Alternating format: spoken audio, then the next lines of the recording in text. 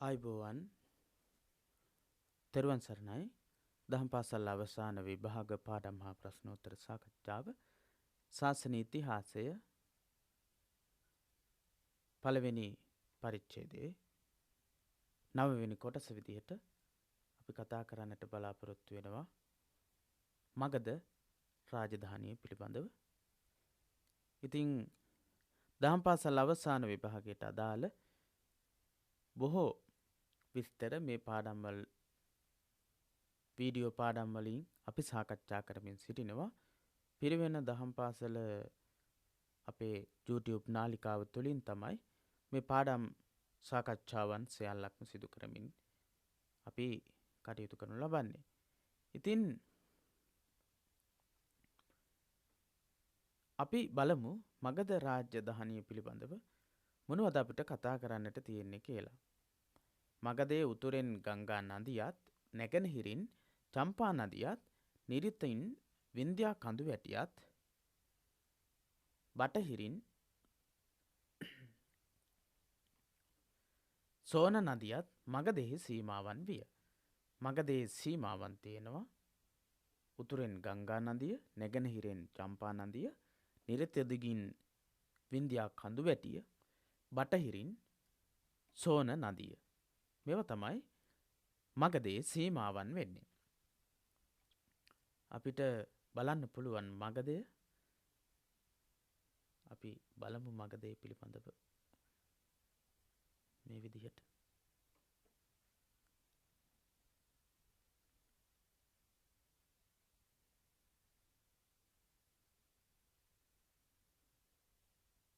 මේ විදිහට බලා ගන්න පුළුවන්.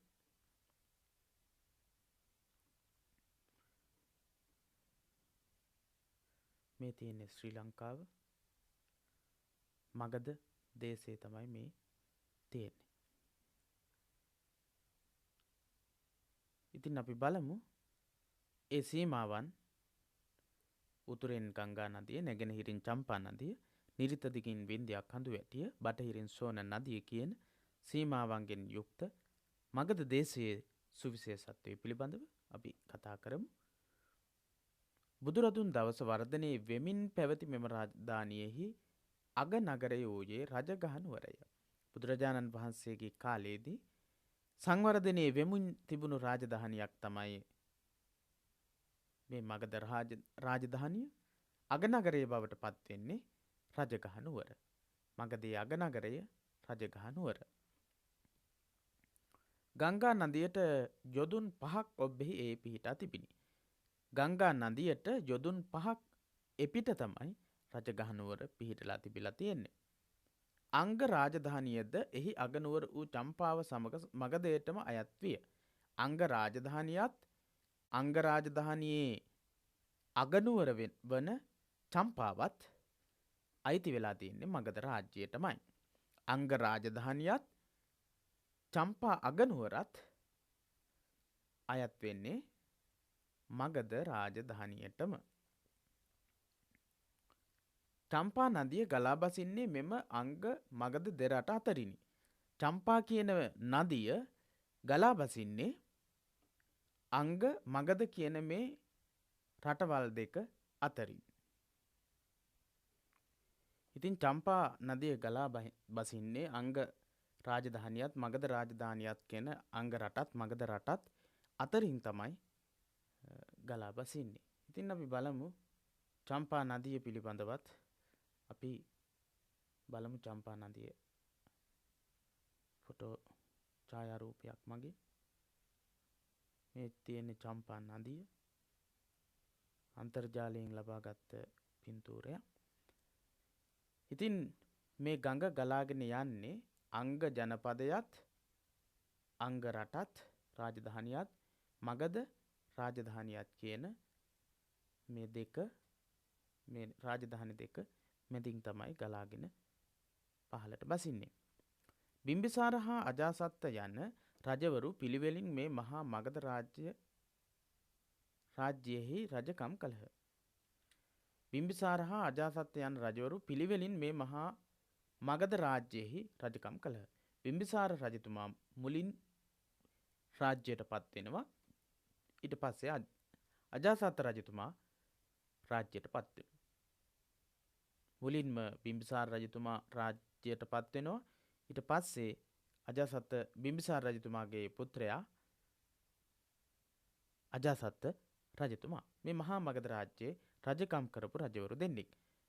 මගධෙහි රාජ්‍ය කරන ලද බෞද්ධ සාහිත්‍යයෙහි සඳහන් වෙන ඉතා ප්‍රකට රජවරුන් දෙදෙනෙකුගේ නම් ලියන්න කිව්වොත් බිම්බිසාර සහ අජාසත් කියන නම් අපිට කියන්නට වෙනවා. කෙටි ප්‍රශ්නයකදී අපෙන් අහන්නට පුළුවන්කම තියෙනවා චම්පා නදිය ගලා බසින්නේ කුමන රාජධානි අතරින්ද? නැත්නම් අංග රාජධානිය සහ මගධ රාජධානිය අතරින් ගලා බසිනු ලබන නදිය කුමක්ද කියලා ප්‍රශ්නයක් අහන්න පුළුවන්. අංග රාජධානියෙහි අගනුවර කුමක්ද? මගධ රාජධානියෙහි අගනුවර කුමක්ද? මේ විදිහට කෙටි ප්‍රශ්න ඔබෙන් අහන්න පුළුවන්කම තියෙනවා. ඒ නිසා ඒ කෙරෙහි අවධානය යොමු කරමින් මේ පාඩම් වලට ඔබ ඇහුම්කන් දෙන්නට ඕන. මේ පාඩම් නරඹන්නට ඕන.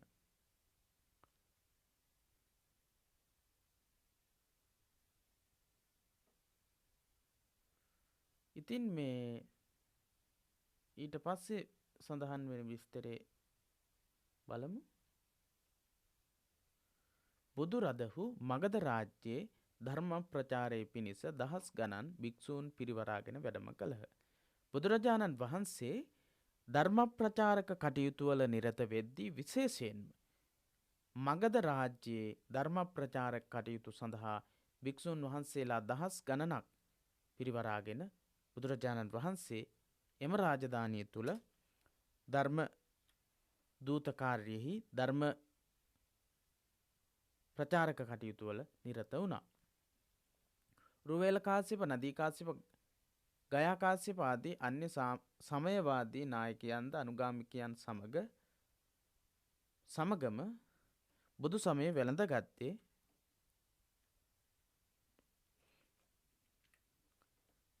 වැළඳගත්තේ බුදුරදුන් මගධ රාජ්‍යයේ කළ ධර්ම ප්‍රචාරක ව්‍යාපාරයේදීය. උරුවෙල් කාශ්‍යප, නදී කාශ්‍යප, ගයා කාශ්‍යප කියන්නේ තුන්බෑ ජටිලයන්. තුන්බෑ ජටිලයන් කියන්නේ සහෝදර ජටිලයන් තුන්දෙනෙක්. ඉතින් මේ තුන්දෙනා අන්‍ය සමයවාදී නායකයන්. අන්‍ය සමයවාදීන් කියන සමය කියන්නේ ආගම. වෙනත් ආගමක් තාපස චර්යාවන් එක්ක කටයුතු කරපු උරුවෙල් කාශ්‍යප, නදී කාශ්‍යප, ගයා කාශ්‍යප කියන මේ තුන්දෙනා අන්‍ය ආගමික තුන්දෙනා, නායකයින් තුන්දෙනා බුදු රජාණන් වහන්සේ අනුගමනය කරන්නට, බුදු සමය වැළඳ ගන්නට යොමු වෙන්නේ මගධ රාජ්‍යයේ බුදුරජාණන් වහන්සේ ධර්ම ප්‍රචාරක කටයුතු වල නිරත වෙලා ඉන්න කාලේ.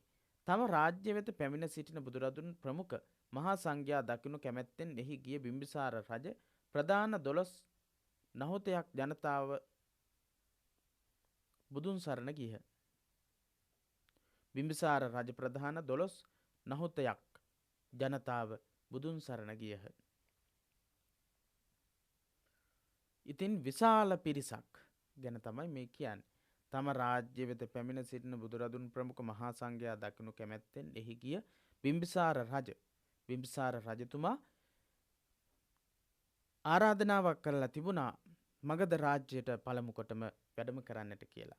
ඒ ආරාධනාව අනුව බුදුරජාණන් වහන්සේ වැඩම කළාට පස්සේ විශාල පිරිසක් සම්බුදුරජාණන් වහන්සේ සරණ ගිය බව බෞද්ධ සාහිත්‍ය තුළ සඳහන් වෙලා තියෙනවා. මේ තියෙන්නේ බිම්බිසාර රජතුමා බුදුන් සරණ කියපු අවස්ථාව පිළිබඳව තිබෙන ඡායාරූපයක්. සදහෙන් ඉපිලා ගිය රජතුමා බුදුන් ප්‍රමුඛ මහා සංඝරත්නයට මහදාන පැවැත්වී මහා දාන පවත්වන්නට යෙදුණා. නොඑක් අනුග්‍රහ දැක්වේ, නොඑක් විදිහට අනුග්‍රහය දැක්වා. දිනක් බිම්බිසාර රජතුමා තපෝදා නදියට යෑම පිණිස ගියේය. තපෝදා කියන නදියට යන්නට බිම්බිසාර රජතුමා දවසක් ගමන් කරනවා. නදියට පිවිසි රජ නාමින් සිටි භික්ෂූන් දැක මදක් ප්‍රමාද විය. තපෝදා ගංගාවට බිම්බිසාර මහරජතුමා පැමිණෙනවා. පැමිණෙන අවස්ථාවේදී තපෝදා නදියේ භික්ෂුන් වහන්සේලා විශාල පිරිසක් පැන් පහසු වෙමින් සිටිනවා. තපෝදා නදියේ භික්ෂුන් වහන්සේලා විශාල පිරිසක් පැන් පහසු වෙමින් සිටිනවා. ඒ වෙලාවේදී නෑම පිණිස ගියේ රජතුමා නාන්නට තමයි ආව. නදියට පිවිසි රජ නාමින් සිටි භික්ෂූන් දැක භික්ෂුන් වහන්සේලාව දැකලා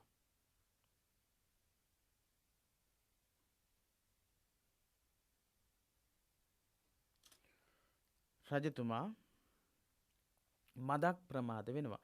මේ අතරතුර රැවීම නිසා නගර දොරටුව වැසීම හේතු කොටගෙන රජුට රාජගෘහයට පිවිසීමට නොහැකි විය. භික්ෂුන් වහන්සේලා පැන් පහසු වෙමින් සිටිනවා තපෝදා නදියේ. ඉතින් ඒක දැක්කට පස්සේ මදක් ප්‍රමාද වෙනවා කල්පනා කරමින් සිටිනවා. ඒ දෙස බලාගෙන ඉන්නවා බිම්බිසාර රජතුමා. භික්ෂුන් වහන්සේලා විශාල පිරිසක් නිසා දහස් ගණනක පිරිසක් නිසා උන්වහන්සේලා පැන් පහසු වෙලා නිමා වෙනතුරු හිටියට පස්සේ රජතුමාට සෑහෙන වෙලාවක් ගත වෙනවා. වෙලාව ගත වීම නිසා නගරයේ දොරටුව වැසීම නිසා රජතුමාට රජගෙදරට යෑමට පවා බැරි වෙනවා. මේ පුවත දැනගත් බුදුරදුන් නාන්නට ගොස් බොහෝ වේලා කාලය ගත නොකරන ලෙස භික්ෂූන්ට අවවාද කළ බව විනයේ සඳහන් වේ. මෙන්න මේ පුවත පදනම් කරගෙන බුදුරජාණන් වහන්සේ විනය නීතියක් පනවලා තියෙනවා. භික්ෂුන් වහන්සේලාට පැන් පහසු වෙන්නට ගියාට පස්සේ වැඩි වේලාවක් ඒ සඳහා වෙන් කරන්නට එපා කියලා. භික්ෂුන් වහන්සේලාට පැන් පහසු වීමට ගොස් වැඩි වේලාවක් ගත නොකරන ලෙස විනය නීති පනවා වදාලේ කුමන රජුන්ගේ කුමන සිදුවීමක් පදනම් කරගෙනද කියලා ඇහුවොත් අපිට ඒ සඳහා මේ පිළිතුර ලබා දීමේ හැකියාව තියෙන්නට අවශ්‍ය වෙනවා. බුදු සසුන නව මගකට යොමු කළ බිම්බිසාර රජතුමාගේ වේළුවන පූජාව සිදු වූයේද මේ මගධ රාජ්‍යයේදීය.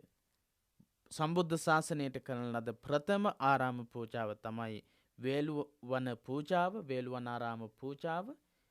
මේ වේළුවනාරාම පූජාව පූජා කිරීමත් එක්ක බිම්බිසාර රජතුමාගේ මේ පූජාවත් එක්ක සම්බුද්ධ ශාසනයේ විශාල වෙනසක්, සම්බුද්ධ ශාසනයේ නව මගක් අරගන්නවා.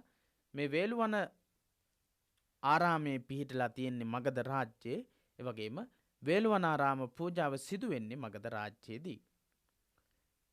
බුදුරදුන් වේළුවන පූජාව පිළිගත්තේද භික්ෂූන්ට පිළිගැනීමට අනුදැන වදාළේද එය බුදු සමය ප්‍රචාරය කරලීම සඳහා මෙන්ම ස්ථාපිත කරලීම සඳහාද ප්‍රයෝජනවත් බව තේරුම්ගත් නිසා විය යුතුය.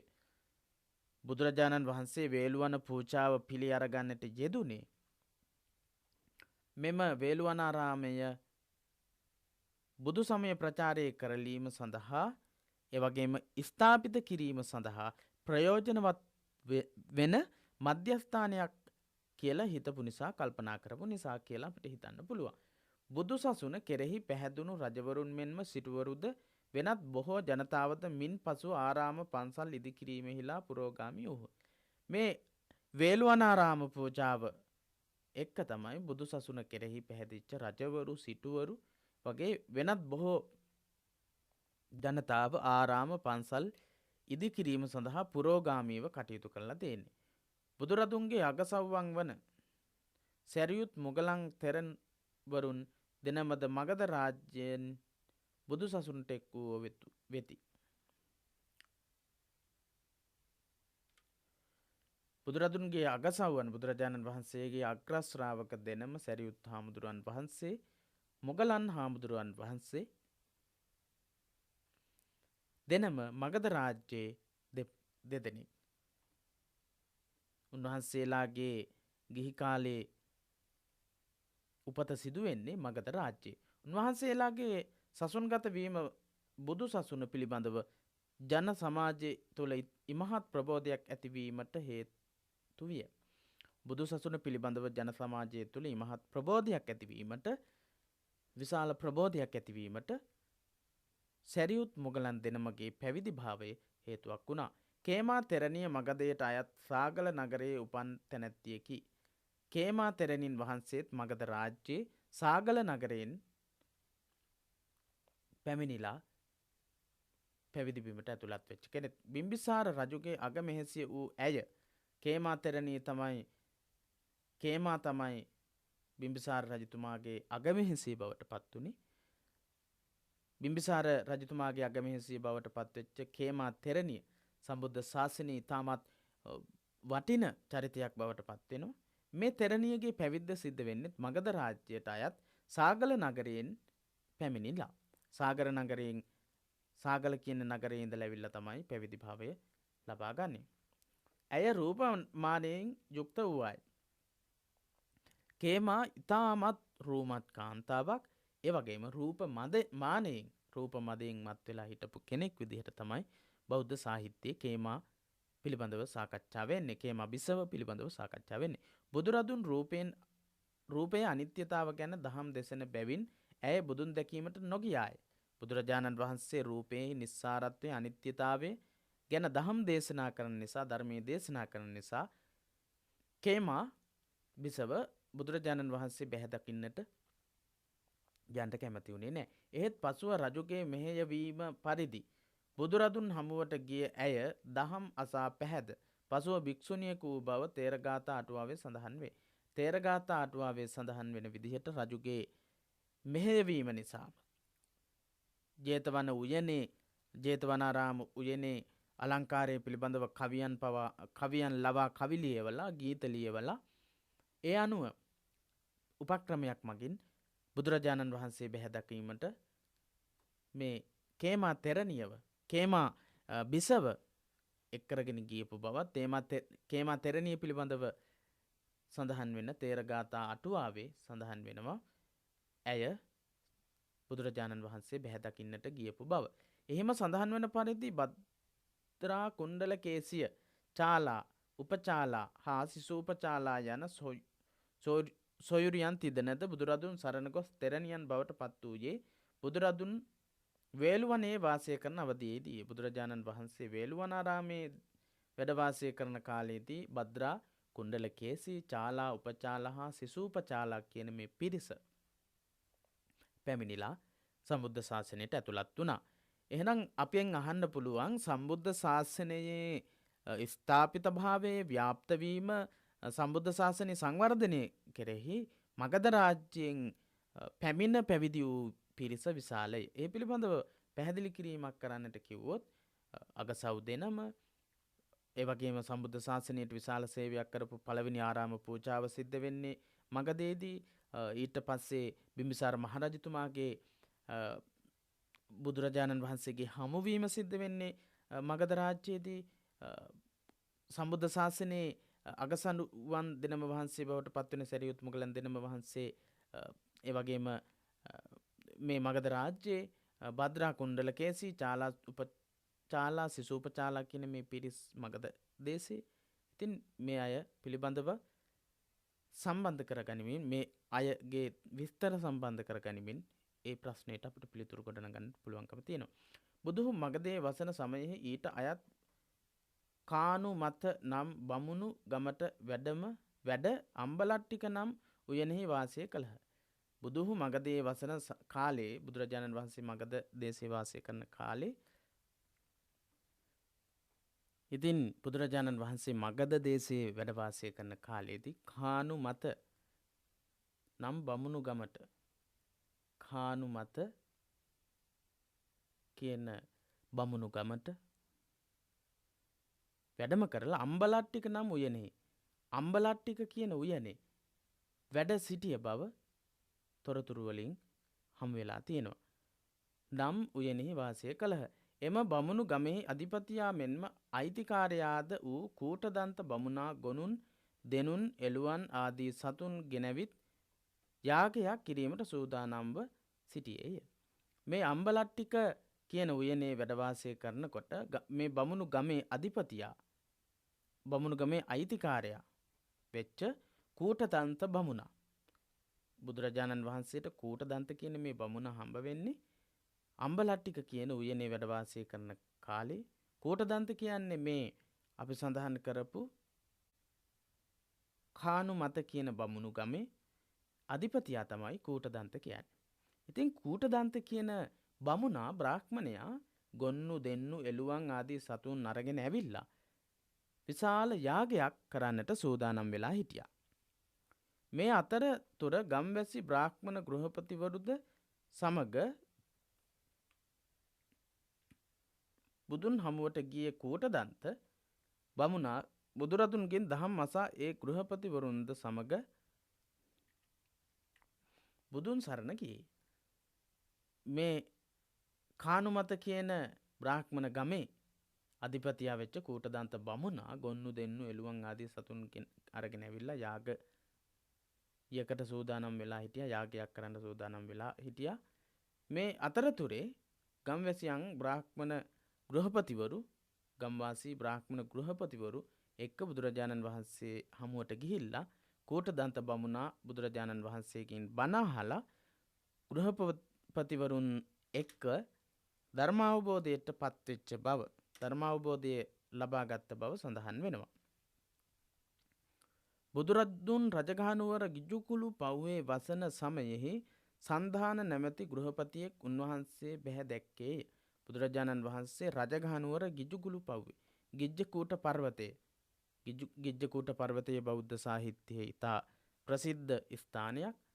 ගිජ්ජකූට පර්වතය කියන මේ පර්වතයේ මහා පර්වතයේ පිහිටලා තියෙන්නේ රජගහනුවර.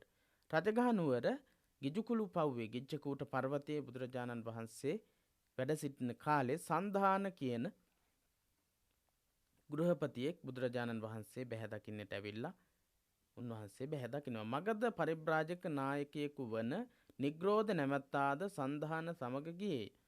මගධ පරිබ්‍රාජකයෙක් නායකයෙක් තමයි නිග්‍රෝධ කියන්නේ. නිග්‍රෝධ කියන තැනැත්තා මගධ පරිබ්‍රාජක නායකයෙක්. මගධයේ හිටපු පරිබ්‍රාජක නායකයෙක්. සන්ධාන සමග ගියේ. සන්ධාන කියන මේ ගෘහපතියත් එක්ක පරිබ්‍රාජක නායකයෙක් වෙච්ච නිග්‍රෝධත් පැමිණෙනවා. ඔවුන් බුදුන් රදුන් සමග කළ සාකච්ඡාවකින් පසුව බුදු සමය වැළඳගත් බව සඳහන් වේ. මේ සන්ධාන කියන ගෘහපතියත් පරිබ්‍රාජක නායකයෙකු වෙච්ච නිග්‍රෝධ කියන කෙනාත් බුදුරජාණන් වහන්සේ සමග කරපු සාකච්ඡාවකින් අනතුරුව සම්බුද්ධ ශාසනයට ඇතුළත් වෙච්ච බව බුදුදහම වැළඳගත් බව සඳහන් වෙනවා. රජගහ නුවර ගිජ්ජකූට පර්වතයේ සිදු වූ අනෙක් වැදගත් සිද්ධියකි බුදුරදුන් ආටානාටි සූත්‍රය දේශනා කිරීම. සම්මා සම්බුදුරජාණන් වහන්සේ ආටානාටි සූත්‍ර දේශනාව සිද්ධ කරන්නේ රජගහ නුවර ගිජ්ජකූට පර්වතයේ ඉඳලා. ඉතින් සම්බුද්ධ ශාසනය පිළිබඳව ශාසනිකමය වශයෙන් ශාසන ඉතිහාසගත තොරතුරු විශාල ප්‍රමාණයක් මේ මගධ රාජ්‍යය පිළිබඳව මගධ රාජ්‍යයේ සුවිශේෂත්වය පිළිබඳව කතා කරද්දී අපිට හම්බ වෙනවා. මේවා ආශ්‍රය කරගනිමින් කෙටි ප්‍රශ්න විචාර ප්‍රශ්න බොහොමයක් හැදෙන්නට පුළුවන්. අවශ්‍ය කරන විස්තර ඒ නිසා ඔබ සටහන් කරගන්න සඳහන් කරගන්න. දිනක් උදෑසන 4 වරම් දෙවිවරු සිය අනුගාමික පිරිස් සමග බුදුරදුන් බැහැ දැක උන්වහන්සේගේ හා ශ්‍රාවකයන් ප්‍රිය නොකරන එක්තරා යක්ෂ විශේෂයක් සිටින බව පැවසූහ. දවසක් 4 වරම් දෙවිවරු එනවා බුදුරජාණන් වහන්සේ බැහැ දකින්නට අනුගාමික පිරිසක් එක්ක ඇවිල්ලා උන්වහන්සේගේ සහ ශ්‍රාවකයන් ප්‍රිය නොකරන එක්තරා යක්ෂ විශේෂයක් ඉන්න බව ප්‍රකාශ කරනවා. එහිදී ආරක්ෂාව පිණිස බුදුහු භික්ෂූන්ට ආටානාටිය සූත්‍රය ඉගැන්වූහ.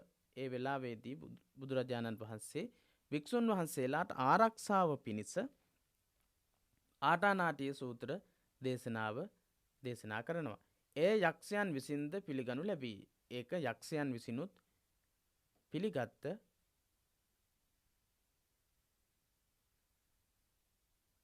දෙයක් බවට පත් වුණා.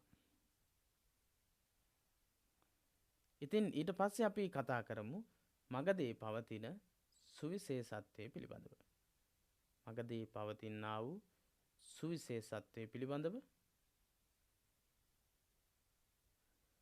සැවැත් නුවර අනාථපිණ්ඩික නම් සිටුවරයා බුදු සමය වැළඳගත්තේත් බුදුරදුන් විසින් ඔහුට සුදත්ත යයි ඇමතූයේත් සැවැත් නුවර අනාථපිණ්ඩික කියන සිටුවරයා බුදු සමය වැළඳගත්තේ බුදුරජාණන් වහන්සේ විසින් මේ සිටුවරයට සුදත්ත කියලා කතා කළෙත් මගධයේ රජගහනුවරදී. සැවැත් නුවර අනාථපිණ්ඩික කියන සිටුවරයා බුදු සමය වැළඳගත්තේ බුදුරජාණන් වහන්සේ විසින් මේ සිටුවරයට සුදත්ත මෙහි එන්න සුදත්ත කියන නමින් කතා කරන්නේත් මගධයේ රජගහනුවර ඉඳලා. බුදුරදුන්ගේ මුල් දේශනා බොහෝමයකට මධ්‍යස්ථානයේ වී ඇත්තේ රජගහනුවර. බුදුරජාණන් වහන්සේ දේශනා කරපු ගොඩක් දේශනාවලට මධ්‍යස්ථානයේ වෙලා තියෙනවා මගධ රාජ්‍ය.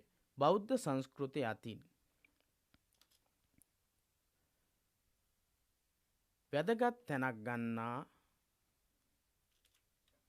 වේළුවනය, ගිජ්ජකූට පර්වතය, තපෝදාරාමය, මන්දකුච්චි මිගදාය, කලන්දක නිවාපය, පාවාරික අඹ වනය, සීත වනය වැනි ආරාම සහ උද්‍යාන පිහිටියේද මගධයේ රජගහනුවර ඇසුරු කොට ගෙනය. අපෙන් අහන්න පුළුවන් ප්‍රශ්නයක්. මගධයේ සුවිශේෂීතා කියන මාතෘකාව යටතේ මගධයේ පිහිටලා තියෙන ආරාම සහ උද්‍යාන කිහිපයක් නම් කරන්න අපිට කියන්න පුළුවන්.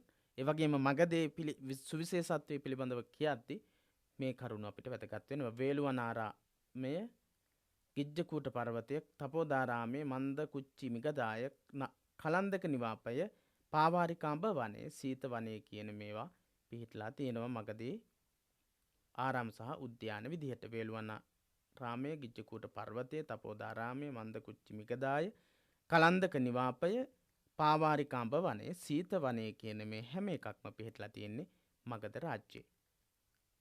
රජගහනුවර ආශ්‍රය කරගෙන. රජගහනුවර විවිධ ආගමික හා ශාස්තෘවරුන්ගේ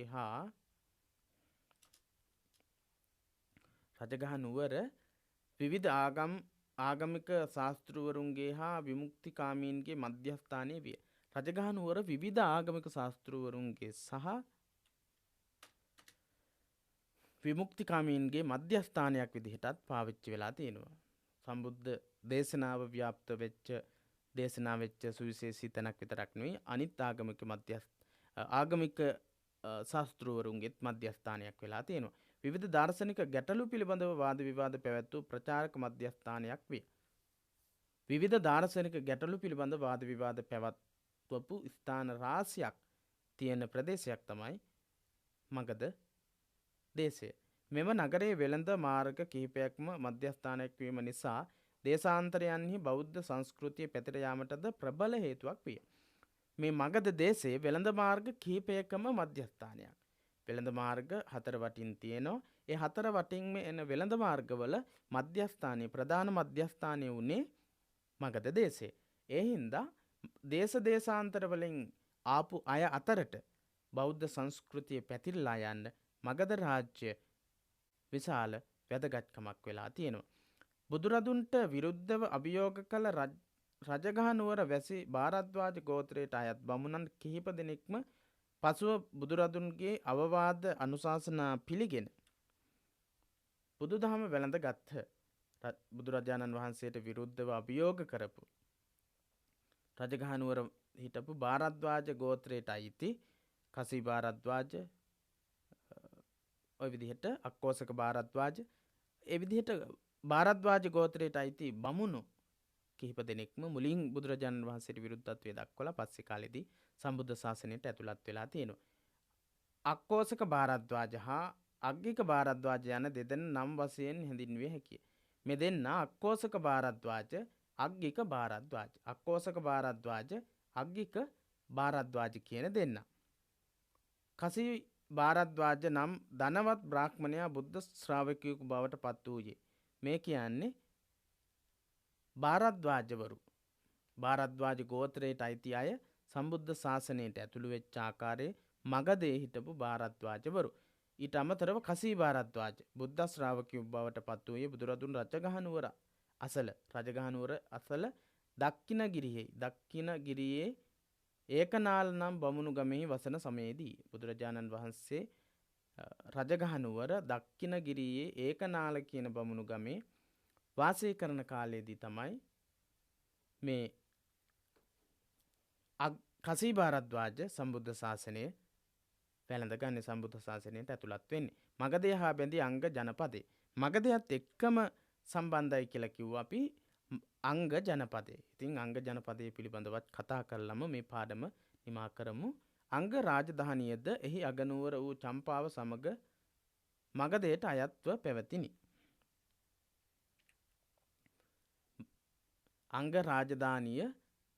අංගරාජධානියේ අගනුවර චම්පාව මේකත් අයිති වුණේ මගධ රාජ්‍යයටමයි. මගධ දේශයටමයි අයිති වුණේ අංග ජනපදේ. චම්පා නුවර බුදුරදුන් වසන කල්හි එහි විසූ සෝනදණ්ඩ නම් බමුණා ඔහුගේ බ්‍රාහ්මණ ගෘහපති පිරිස සමග බුදුරදුන් බැහැ දැක්කේ ඔවුහු සියලු දෙනාම බුදුන් පොදුනුවෝ වූහ.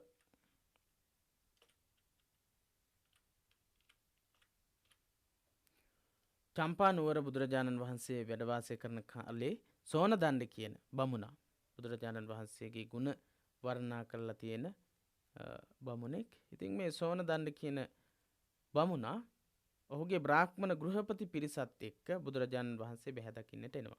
සෝනදණ්ඩ බුදුරජාණන් වහන්සේගේ ගුණ වනද්දී ගෝල පිරිස උන්වහන්සේගේ ගුණ පිළිගන්නට කැමති වෙලා නැහැ. කෙසේ නමුත් පහු වෙනකොට පස්සේ කාලෙදී සෝනදණ්ඩ විසින් මේ පිරිසට බුදුරජාණන් වහන්සේගේ ගුණ අවබෝධ කරවනවා.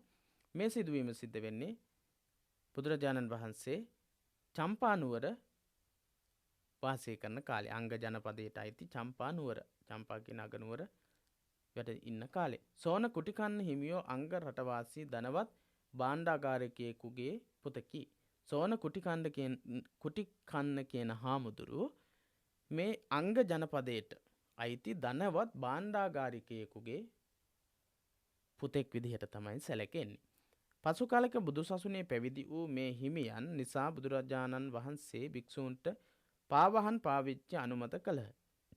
පස්සේ කාලයේදී පාවහන් පිළිගැනීම සඳහා පාවහන් පරිහරණය කිරීම සඳහා විනය නීතියක් පනවනවා. ඒ පනවන්න හේතුනේ අංග ජනපදයෙන් අංග ජනපද වාසී ධනවත් භාණ්ඩාගාරිකයෙකුගේ පුතෙක් වෙච්ච සෝන කුටිකන්න කියන හාමුදුරුවන් වහන්සේ නිසා. එතකොට අංග ජනපදයත් සම්බුද්ධ ශාසනයත් එක්ක විශාල සම්බන්ධතාවයක් පැවතිලා තියෙනවා. මේ අන්දමට ත්‍රිපිටකයේ විවිධ සූත්‍ර හා අටුවා කතා තොරතුරු විමසීමෙන් පෙනී යන්නේ මගධයේ බුදුරදුන් දවස බුදුසසුන බෙහෙවින් ව්‍යාප්ත වූ ප්‍රදේශයක් බවයි. මේ විදිහට බලනකොට ත්‍රිපිටකයේ විවිධ සූත්‍රවලත් ත්‍රිපිටකයට ලියවෙච්ච අටුවා කතාවලත් දැක්වෙන විදිහට මගධය බුදුරජාණන් වහන්සේගේ දවසේ බුදුරජාණන් වහන්සේ වැඩ ඉන්න කාලයේදී සම්බුද්ධ ශාසනය ව්‍යාප්ත වීම සඳහා ප්‍රබලව ක්‍රියාත්මක වෙච්ච ප්‍රබලව හේතු වෙච්ච ප්‍රදේශයක් විදිහට තමයි සලකන්න පුළුවන්කම තියෙන්නේ. මේ වර්තමාන දකුණු බිහාර් ප්‍රාන්තයට ඇතුළත් වේ. මේ මගධ රාජ්‍ය වර්තමානයේදී දකුණු බිහාර් ප්‍රාන්තයට ඇතුළත් වෙනවා. දකුණු බිහාර් කියන ප්‍රාන්තයට තමයි ඇතුළත් වෙන්නේ. ඉතින් අපි ඒ කතා කළේ දහම් පාසල් අවසාන විභාගය සඳහා නියමිත ශාසන ඉතිහාසයේ පොතේ පළවෙනි පරිච්ඡේදයේ මගධ දේශය කියන පුංචි කොටසත් මගධ දේශයේ සුවිශේෂතා සහ මගධය සහ අංග ජනපදය අතර පවතිනා වූ සම්බන්ධතාවය කියන තොරතුරු සමූහය තමයි සාකච්ඡා කළේ. මේ පුංචි කොටස් තුළ විවිධාකාරයේ ප්‍රශ්න අහන්නට පුළුවන් තොරතුරු රාශියක් අන්තර්ගත වුණා.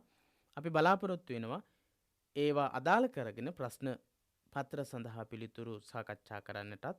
එසේනම් ඊළඟ කොටසෙන් අපි හමුවීමේ බලාපොරොත්තුවෙන් මේ පාඩමෙන් සමුගන්න ඔබට තෙරුවන් සරණ ප්‍රාර්ථනා කරමින්